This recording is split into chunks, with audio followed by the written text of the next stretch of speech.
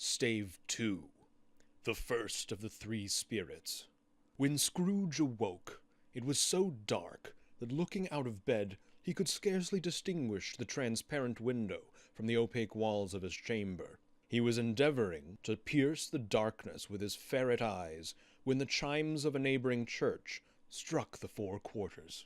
So he listened for the hour. To his great astonishment, the heavy bell went on from 6 to 7, and from 7 to 8, and regularly up to 12, then stopped. 12! It was past 2 when he went to bed. The clock was wrong. An icicle must have got into the works. 12! He touched the spring of his repeater to correct this most preposterous clock. Its rapid little pulse beat 12, and stopped. "Why, it isn't possible," said Scrooge, "that I can have slept through a whole day and far into another night. It isn't possible that anything has happened to the sun, and this is 12 at noon." The idea being an alarming one, he scrambled out of bed and groped his way to the window. He was obliged to rub the frost off with the sleeve of his dressing gown before he could see anything, and could see very little then. All he could make out was that it was still very foggy and extremely cold, and that there was no noise of people running to and fro and making a great stir, as there unquestionably would have been if night had beaten off bright day and taken possession of the world. This was a great relief, because 3 days after sight of this first exchange pay to Mr. Ebenezer Scrooge or his order, and so forth, would have become a mere United States security, if there were no days to count by. Scrooge went to bed again, and thought, and thought, and thought it over, and over, and over, and could make nothing of it.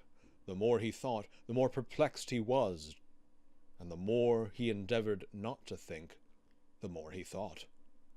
Marley's ghost bothered him exceedingly. Every time he resolved within himself, after mature inquiry, that it was all a dream, his mind flew back again, like a strong spring released, to its first position, and presented the same problem to be worked all through.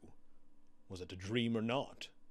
Scrooge lay in this state until the chime had gone 3/4 more, when he remembered, on a sudden, that the ghost had warned him of a visitation when the bell tolled 1.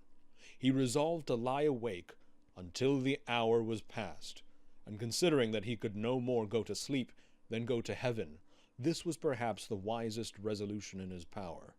The quarter was so long that he was more than once convinced he must have sunk into a doze unconsciously and missed the clock. At length it broke upon his listening ear. "Ding dong!" "A quarter past," said Scrooge, counting. "Ding dong! Half-past," said Scrooge. "Ding dong! A quarter to it," said Scrooge. "Ding dong! The hour itself," said Scrooge triumphantly, "and nothing else." He spoke before the hour bell sounded, which it now did with a deep, dull, hollow, melancholy 1. Light flashed up in the room upon the instant, and the curtains of his bed were drawn. The curtains of his bed were drawn aside, I tell you, by a hand. Not the curtains at his feet, nor the curtains at his back, but those to which his face was addressed. The curtains of his bed were drawn aside, and Scrooge, starting up into a half-recumbent attitude, found himself face to face with the unearthly visitor who drew them, as close to it as I am now to you, and I am standing in the spirit at your elbow. It was a strange figure, like a child, yet not so like a child as like an old man, viewed through some supernatural medium, which gave him the appearance of having receded from the view, and being diminished to a child's proportions. Its hair, which hung about its neck and down its back, was white, as if with age, and yet the face had not a wrinkle in it, and the tenderest bloom was on the skin. The arms were very long and muscular, the hands the same, as if its hold were of uncommon strength, Its legs and feet, most delicately formed, were, like those upper members, bare. It wore a tunic of the purest white, and round its waist was bound a lustrous belt, the sheen of which was beautiful. It held a branch of fresh green holly in its hand, and, in singular contradiction of that wintry emblem, had its dress trimmed with summer flowers. But the strangest thing about it was that from the crown of its head there sprung a bright clear jet of light, by which all this was visible, and which was doubtless the occasion of its using, in its duller moments, a great extinguisher for a cap, which it now held under its arm. Even this, though, when Scrooge looked at it with increasing steadiness, was not its strangest quality, for as its belt sparkled and glittered now in one part, and now in another, and what was light one instant at another time was dark, so the figure itself fluctuated in its distinctness, being now a thing with one arm, now with one leg, now with 20 legs, now a pair of legs without a head, now a head without a body, of which dissolving parts no outline would be visible, in the dense gloom wherein they melted away, and in the very wonder of this, it would be itself again, distinct and clear as ever. "Are you the spirit, sir, whose coming was foretold to me?" asked Scrooge. "I am." The voice was soft and gentle, singularly low, as if instead of being so close beside him, it were at a distance. "Who and what are you?" Scrooge demanded. "I am the ghost of Christmas past." "Long past?" inquired Scrooge, observant of its dwarfish stature. "No, your past." Perhaps Scrooge could not have told anybody why, if anybody could have asked him, but he had a special desire to see the spirit in his cap, and begged him to be covered. "What?" exclaimed the ghost. "Would you so soon put out with worldly hands the light I give? Is it not enough that you are one of those whose passions made this cap, and force me through whole trains of years to wear it low upon my brow?" Scrooge reverently disclaimed all intention to offend, or any knowledge of having wilfully bonneted the spirit at any period of his life. He then made bold to inquire what business brought him there. "Your welfare," said the ghost. Scrooge expressed himself much obliged, but could not help thinking that a night of unbroken rest would have been more conducive to that end. The spirit must have heard him thinking, for it said immediately, "Your reclamation, then. Take heed." It put out its strong hand as it spoke, and clasped him gently by the arm. "Rise and walk with me." It would have been in vain for Scrooge to plead that the weather and the hour were not adapted to pedestrian purposes, that bed was warm, and that the thermometer a long way below freezing, that he was clad but lightly in his slippers, dressing-gown, and nightcap, and that he had a cold upon him at that time. The grasp, though gentle as a woman's hand, was not to be resisted. He rose, but finding that the spirit made towards the window, clasped his robe in supplication. "I am a mortal," Scrooge remonstrated, "and liable to fall." "Bear but a touch of my hand there," said the spirit, laying it upon his heart, "and you shall be upheld in more than this." As the words were spoken, they passed through the wall, and stood upon an open country road, with fields on either hand. The city had entirely vanished. Not a vestige of it was to be seen.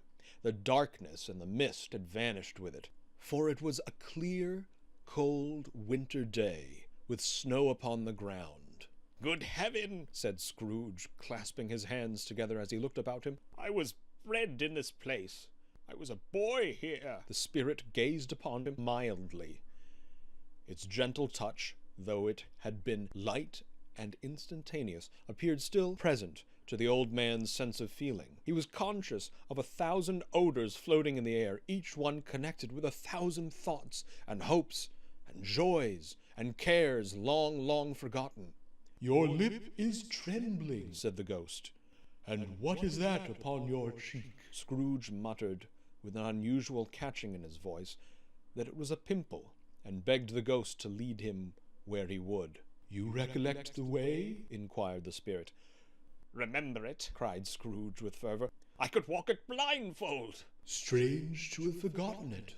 For so many years, observed the ghost. Let us go on. They walked along the road, Scrooge recognizing every gate and post and tree, until a little market town appeared in the distance, with its bridge, its church, and winding river. Some shaggy ponies now were seen trotting towards them, with boys upon their backs, who called to other boys in country gigs and carts driven by farmers.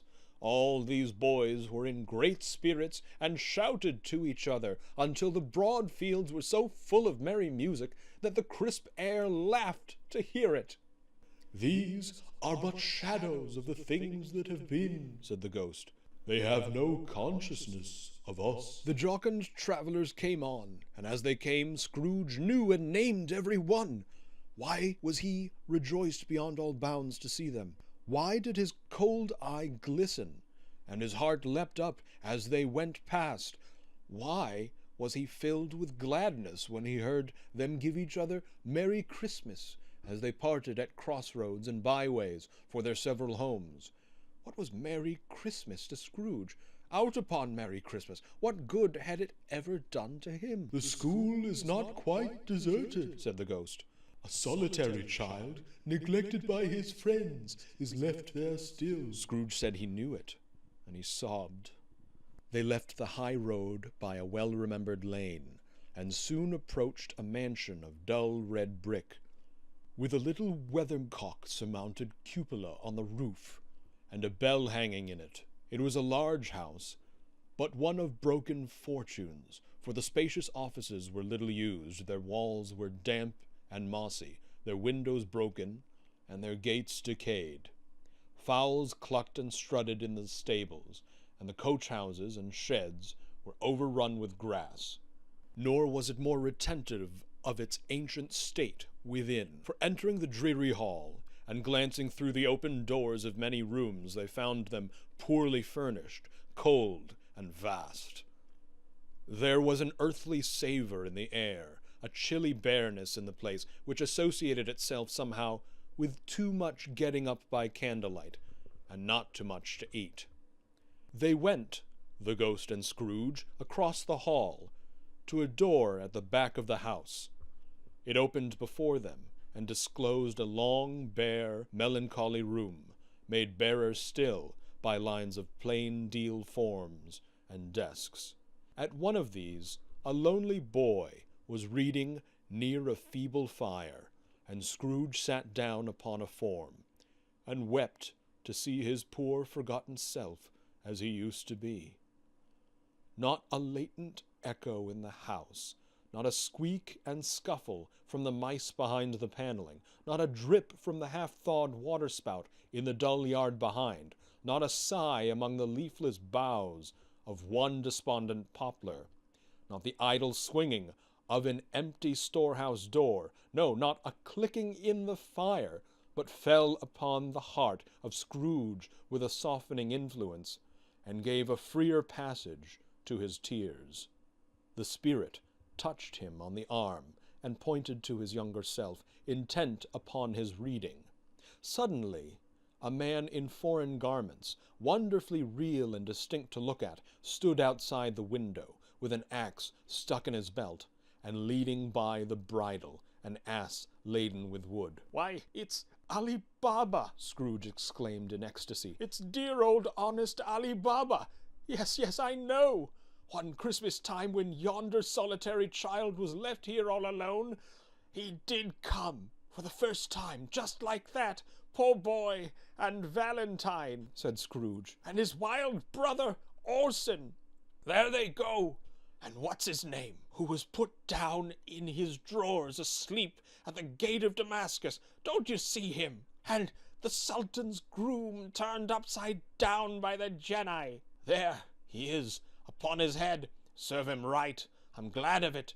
What business had he to be married to the princess? To hear Scrooge expending all the earnestness of his nature on such subjects in a most extraordinary voice between laughing and crying, and to see his heightened and excited face, would have been a surprise to his business friends in the city, indeed. "There's the parrot," cried Scrooge. "Green body and yellow tail, with a thing like lettuce growing out of the top of his head. There he is, poor Robin Crusoe, he called him, when he came home again after sailing round the island. Poor Robin Crusoe! Where have you been, Robin Crusoe? The man thought he was dreaming, but he wasn't. It was the parrot, you know. There goes Friday running for his life to the little creek. Halloa! Hoop! Halloo!" Then, with a rapidity of transition very foreign to his usual character, he said in pity for his former self, "Poor boy!" and cried again. "I wish," Scrooge muttered, putting his hand in his pocket and looking about him, after drying his eyes with his cuff. "but it's too late now." What is the matter? Asked the spirit. "Nothing," Said Scrooge. "nothing. There was a boy singing a Christmas carol at my door last night. I should like to have given him something, that's all." The ghost smiled thoughtfully and waved its hand, saying as it did so, Let us see another Christmas. Scrooge's former self grew larger at the words, and the room became a little darker and more dirty. The panels shrunk, the windows cracked, fragments of plaster fell out of the ceiling, and the naked laths were shown instead. But how all this was brought about, Scrooge knew no more than you do.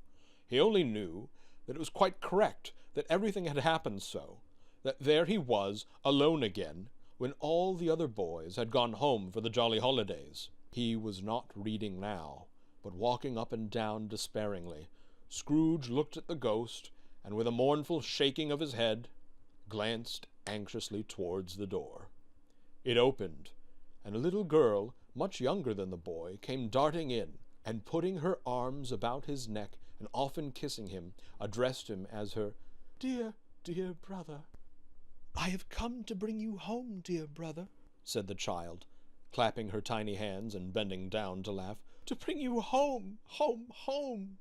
"Home, little Fan?" returned the boy. "Yes," said the child, brimful of glee. "Home for good and all, home for ever and ever. Father is so much kinder than he used to be. That home's like heaven. He spoke so gently to me one dear night when I was going to bed, that I was not afraid to ask him once more if you might come home. And he said, yes, you should, and sent me in a coach to bring you. And you're to be a man," said the child, opening her eyes, "and are never to come back here. But first, we're going to be together all the Christmas long, and have the merriest time in all the world." "You are quite a woman, little Fan," exclaimed the boy. She clapped her hands and laughed, and tried to touch his head, but being too little, laughed again, and stood on tiptoe to embrace him. Then she began to drag him in her childish eagerness towards the door, and he, knowing loth to go, accompanied her. A terrible voice in the hall cried, "Bring down Master Scrooge's box there." and in the hall appeared the schoolmaster himself, who glared on Master Scrooge with a ferocious condescension, and threw him into a dreadful state of mind by shaking hands with him. He then conveyed him and his sister into the veriest old well of a shivering best parlour that ever was seen, where the maps upon the wall and the celestial and terrestrial globes in the windows were waxy with cold. Here he produced a decanter of curiously light wine and a block of curiously heavy cake, and administered installments of those dainties to the young people, at the same time sending out a meagre servant to offer a glass of something to the postboy, who answered that he thanked the gentleman, but if it was the same tap as he had tasted before, he had rather not. Master Scrooge's trunk being by this time tied on to the top of the chaise, the children bade the schoolmaster good-bye right willingly, and getting into it, drove gaily down the garden sweep, the quick wheels dashing the hoarfrost and snow from off the dark leaves of the evergreens like spray. Always a delicate creature, whom a breath might have withered, said the ghost. but she had a large heart. "So she had," cried Scrooge. "You're right. I will not gainsay it, spirit, God forbid. She died a woman, said the ghost, and had, as I think, children. One child, Scrooge returned. True, said the ghost. Your nephew. Scrooge seemed uneasy in his mind, and answered briefly, Yes. Although they had, but that moment, left the school behind them, they were now in the busy thoroughfares of a city, where shadowy passengers passed and repassed, where shadowy carts and coaches battled for the way, and all the strife and tumult of a real city were. It was made plain enough by the dressing of the shops that here too it was Christmas time again, but it was evening and the streets were lighted up. The ghost stopped at a certain warehouse door, and asked Scrooge if he knew it. Know it? Said Scrooge. Was I apprenticed here? They went in, at sight of an old gentleman in a Welsh wig sitting behind such a high desk that if he had been 2 inches taller, he must have knocked his head against the ceiling. Scrooge cried in great excitement, Why, it's old Fezziwig! Bless his heart, it's Fezziwig! Alive again! Old Fezziwig laid down his pen and looked up at the clock, which pointed to the hour of 7. He rubbed his hands, adjusting his capacious waistcoat, laughed all over himself, from his shoes to his organ of benevolence, and called out in a comfortable, oily, rich, fat, jovial voice, Yo-ho there, Ebenezer, Dick! Scrooge's former self, now grown a young man, came briskly in, accompanied by his fellow prentice. Dick Wilkins, to be sure, said Scrooge to the ghost. Bless me, yes, there he is. He was very much attached to me, was Dick. Poor Dick.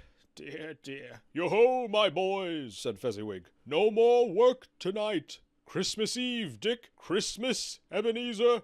Let's have the shutters up, cried old Fezziwig, with a sharp clap of his hands, before a man can say Jack Robinson. You wouldn't believe how those 2 fellows went at it. They charged into the street with the shutters. 1, 2, 3. Had 'em up in their places. 4, 5, 6. Barred 'em and pinned 'em. 7, 8, 9. And came back before you could have got to 12, panting like race horses. Hilly-ho! cried old Fezziwig, skipping down from the high desk with wonderful agility. Clear away, my lads, and let's have lots of room here. Hilly-ho, Dick. Cheer up, Ebenezer. Clear away. There was nothing they wouldn't have cleared away, or couldn't have cleared away, with old Fezziwig looking on. It was done in a minute. Every movable was packed off, as if it were dismissed from public life forevermore. The floor was swept and watered, the lamps were trimmed, fuel was heaped upon the fire, and the warehouse was as snug and warm and dry and bright as a ballroom, as you would desire to see upon a winter's night. In came a fiddler with a music book, and went up to the lofty desk, and made an orchestra of it, and tuned like 50 stomach aches. In came Mrs. Fezziwig, one vast substantial smile. In came the 3 Miss Fezziwigs, beaming and lovable. In came the 6 young followers, whose hearts they broke. In came all the young men and women employed in the business. In came the housemaid with her cousin, the baker. In came the cook with her brother's particular friend, the milkman. In came the boy from over the way, who was suspected of not having board enough from his master, trying to hide himself behind the girl from next door but one, who was proved to have had her ears pulled by her mistress. In they all came, one after another, some shyly, some boldly, some gracefully, some awkwardly, some pushing, some pulling. In they all came anyhow and everyhow. Away they all went, 20 couple at once, hands half round and back, again the other way, down the middle and up again, round and round in various stages of affectionate grouping. Old top couple always turning up in the wrong place, new top couple starting off again as soon as they got there. All top couples at last, and not a bottom one to help them. When this result was brought about, old Fezziwig, clapping his hands to stop the dance, cried out, Well done! And the fiddler plunged his hot face into a pot of porter, especially provided for that purpose. But scorning rest upon his reappearance, he instantly began again, though there were no dancers yet, as if the other fiddler had been carried home exhausted on a shutter, and he were a brand new man, resolved to beat him out of sight or perish. There were more dances, and there were forfeits, and more dances, and there was cake, and there was negus, and there was a great piece of cold roast, and there was a great piece of cold boiled, and there were mince pies and plenty of beer. But the great effect of the evening came after the roast and the boiled, when the fiddler, an artful dog, mind, the sort of man who knew his business better than you or I could have told it him, struck up Sir Roger de Coverley. Then old Fezziwig stood out to dance with Mrs. Fezziwig. Top couple, too, with a good stiff piece of work cut out for them, 3 or 4 and 20 pair of partners, people who were not to be trifled with, people who would dance, and had no notion of walking. But if they had been twice as many, 4 times, old Fezziwig would have been a match for them, and so would Mrs. Fezziwig. As to her, she was worthy to be his partner in every sense of the term. If that's not high praise, tell me higher, and I'll use it. A positive light appeared to issue from Fezziwig's calves. They shone in every part of the dance, like moons. You couldn't have predicted at any given time what would have become of them next. And when old Fezziwig and Mrs. Fezziwig had gone all through the dance, advance and retire, both hands to your partner, bow and curtsy, corkscrew, thread the needle, and back again to your place, Fezziwig cut so deftly that he appeared to wink with his legs, and came upon his feet again without a stagger. When the clock struck 11, this domestic ball broke up. Mr. and Mrs. Fezziwig took their stations, one on either side of the door, and shaking hands with every person individually as he or she went out, wished him or her a Merry Christmas. When everybody had retired but the 2 prentices, they did the same to them, and thus the cheerful voices died away, and the lads were left to their beds, which were under a counter in the back shop. During the whole of this time, Scrooge had acted like a man out of his wits. His heart and soul were in the scene, and with his former self, he corroborated everything, remembered everything, enjoyed everything, and underwent the strangest agitation. It was not until now, when the bright faces of his former self and Dick were turned from them, that he remembered the ghost, and became conscious that it was looking full upon him, while the light upon its head burnt very clear.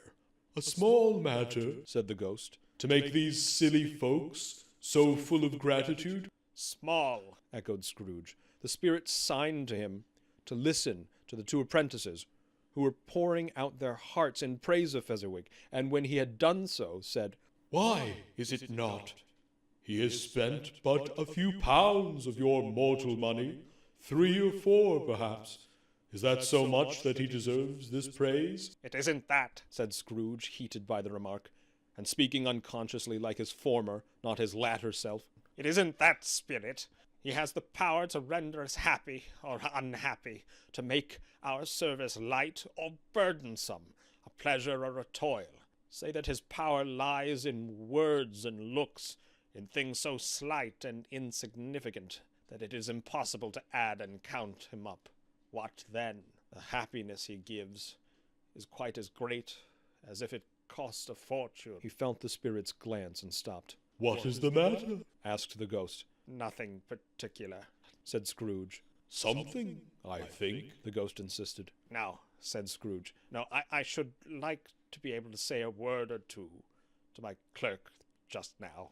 That's all. His former self turned down the lamps as he gave utterance to the wish, and Scrooge and the ghost again stood side by side in the open air. "My time grows short," observed the spirit. "Quick." This was not addressed to Scrooge, or to anyone whom he could see, but it produced an immediate effect. For again Scrooge saw himself. He was older now, a man in the prime of his life. His face had not the harsh and rigid lines of later years, but it had begun to wear the signs of care and avarice. There was an eager, greedy, restless motion in the eye, which showed the passion that had taken root, and where the shadow of the growing tree would fall. He was not alone, but sat by the side of a fair young girl in a mourning dress, in whose eyes there were tears, which sparkled in the light that shone out of the ghost of Christmas past. "It matters little," she said softly. "To you, very little. Another idol has displaced me, and if it can cheer and comfort you in time to come, as I would have tried to do, I have no just cause to grieve." "What idol has displaced you?" he rejoined. "A golden one." "This is the even-handed dealing of the world," he said. "There is nothing on which it is so hard as poverty, and there is nothing it professes to condemn with such severity as the pursuit of wealth." "You fear the world too much," she answered gently. "All your other hopes have merged into the hope of being beyond the chance of its sordid reproach. I have seen your nobler aspirations fall off one by one, until the master passion, gain, engrosses you. Have I not?" "What then?" he retorted. "Even if I have grown so much wiser, what then? I'm not changed towards you." She shook her head. "Am I?" "Our contract is an old one. It was made when we were both poor and content to be so, until, in good season, we could improve our worldly fortune by our patient industry. You are changed. When it was made, you were another man." "I was a boy," he said impatiently. "Your own feeling tells you that you were not what you are," she returned. "I am. That which promised happiness when we were one in heart is fraught with misery now that we are two. How often and how keenly I have thought of this, I will not say. It is enough that I have thought of it, and can release you." "Have I ever sought release?" "In words, no, never." "In what then?" "In a changed nature, in an altered spirit, in another atmosphere of life, another hope as its great end, in everything that made my love of any worth or value in your sight. If this had never been between us," said the girl, looking mildly, but with steadiness upon him, "tell me, would you seek me out and try to win me now? Ah, no!" He seemed to yield to the justice of this supposition, in spite of himself, but he said with a struggle, "You think not?" "I would gladly think otherwise if I could," she answered. "Heaven knows, when I have learned a truth like this, I know how strong and irresistible it must be. But if you were free today, tomorrow, yesterday, can even I believe that you would choose a dowerless girl, you who, in your very confidence with her, weigh everything by gain, or choosing her, if for a moment you were false enough to one guiding principle to do so? Do I not know that your repentance and regret would surely follow? I do, and I release you with a full heart for the love of him you once were." He was about to speak, but with her head turned from him, she resumed, "You may, the memory of what is past makes me hope you will, have pain in this, a very brief time, and you will dismiss the recollection of it gladly as an unprofitable dream, from which it happened well that you awoke. May you be happy in the life you have chosen." She left him, and they parted. "Spirit," said Scrooge, "show me no more. Conduct me home. Why do you delight to torture me?" One shadow more, exclaimed the ghost. "No more," cried Scrooge. "no more. I don't wish to see it. Show me no more." But the relentless ghost pinioned him in both his arms and forced him to observe what happened next. They were in another scene and place, a room not very large or handsome, but full of comfort. Near to the winter fire sat a beautiful young girl, so like that last that Scrooge believed it was the same, until he saw her, now a comely matron, sitting opposite her daughter. The noise in this room was perfectly tumultuous, for there were more children there than Scrooge in his agitated state of mind could count, and unlike the celebrated herd in the poem, they were not 40 children conducting themselves like one, but every child was conducting itself like 40. The consequences were uproarious beyond belief, but no one seemed to care. On the contrary, the mother and daughter laughed heartily and enjoyed it very much, and the latter, soon beginning to mingle in the sports, got pillaged by the young brigands most ruthlessly. What would I not have given to be one of them. Though I never could have been so rude, no, I wouldn't, for the wealth of all the world, have crushed that braided hair and torn it down. And for the precious little shoe, I wouldn't have plucked it off, God bless my soul, to save my life. As to measuring her waist in sport, as they did, bold young brood, I couldn't have done it. I should have expected my arm to have grown round it for a punishment, and never come straight again. And yet I should have dearly liked, I own, to have touched her lips, to have questioned her, that she might have opened them, to have looked upon the lashes of her downcast eyes, and never raised a blush, to have let loose waves of hair, an inch of which would be a keepsake beyond price. In short, I should have liked, I do confess, to have had the lightest license of a child, and yet to have been man enough to know its value. But now a knocking at the door was heard, and such a rush immediately ensued that she, with laughing face and plundered dress, was borne towards it in the center of a flushed and boisterous group, just in time to greet the father, who came home attended by a man laden with Christmas toys and presents. Then the shouting and the struggling and the onslaught that was made on the defenseless porter, the scaling him with chairs for ladders to dive into his pockets, to spoil him of brown paper parcels, hold on tight by his cravat, hug him round his neck, pummel his back, and kick his legs in irrepressible affection. The shouts of wonder and delight with which the development of every package was received, the terrible announcement that the baby had been taken in the act of putting a doll's frying pan into its mouth, and was more than suspected of having swallowed a fictitious turkey, glued on a wooden platter. The immense relief of finding this a false alarm, the joy and gratitude and ecstasy, they are all indescribable alike.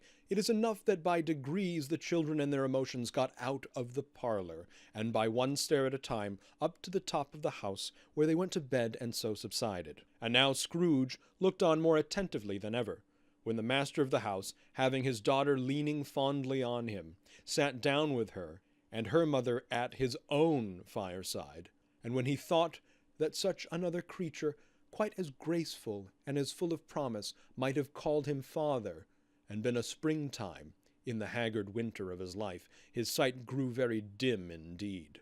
"Belle," said the husband, turning to his wife with a smile, "I saw an old friend of yours this afternoon." "Who was it?" "Guess." "How can I, Tut? Don't I know?"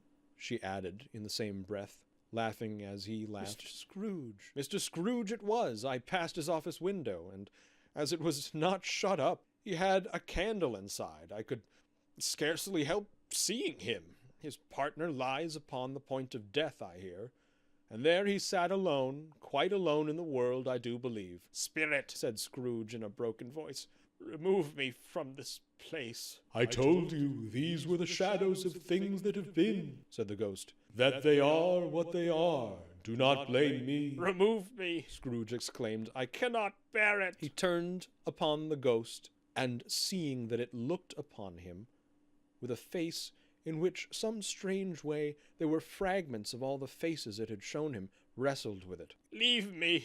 Take me back. Haunt me no longer." In the struggle, if that can be called a struggle, in which the ghost, with no visible resistance on its own part, was undisturbed by any effort of its adversary, Scrooge observed that its light was burning high and bright, and dimly connecting that with its influence over him, he seized the extinguisher cap, and by a sudden action pressed it down upon its head. The spirit dropped beneath it, so that the extinguisher covered its whole form. But though Scrooge pressed it down with all his force, he could not hide the light, which streamed from under it in an unbroken flood upon the ground. He was conscious of being exhausted and overcome by an irresistible drowsiness, and further, of being in his own bedroom. He gave the cap a parting squeeze, in which his hand relaxed, and had barely time to reel to bed before he sank into a heavy sleep.